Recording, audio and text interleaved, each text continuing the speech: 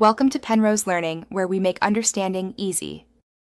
In this video, I will explain how to make Roblox run faster. First, let's dive into your in-game graphics settings. Lowering the graphics quality can dramatically improve your frame rate. Set your graphics mode to manual and then reduce the quality slider to a lower setting. Playing in a smaller window, rather than full screen, can also give you a noticeable boost, sometimes by 20 to 30%, making your gameplay much smoother. Next, it's crucial to close any unnecessary background applications. Programs running in the background consume valuable CPU and RAM, directly impacting Roblox's performance.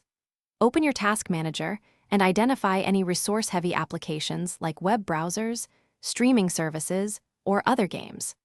Closing these can free up significant system resources, ensuring Roblox gets the attention it needs for a smoother experience, potentially increasing your frame rate by 10 to 15 frames per second. Keeping your system updated is another key step.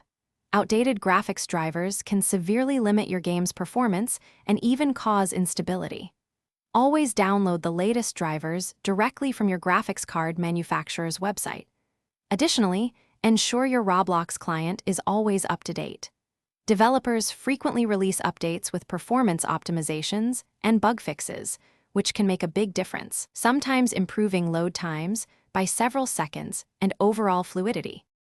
Finally, let's consider your internet connection and system specifications.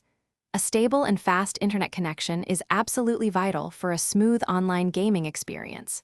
If possible, use an Ethernet cable instead of Wi-Fi for a more reliable connection, reducing latency by up to 50%. Also, double-check that your computer meets Roblox's minimum system requirements. A capable machine is the foundation for optimal performance, ensuring you can enjoy the game without constant slowdowns. Thanks for watching. If this was helpful, leave a like and consider subscribing. See you next time.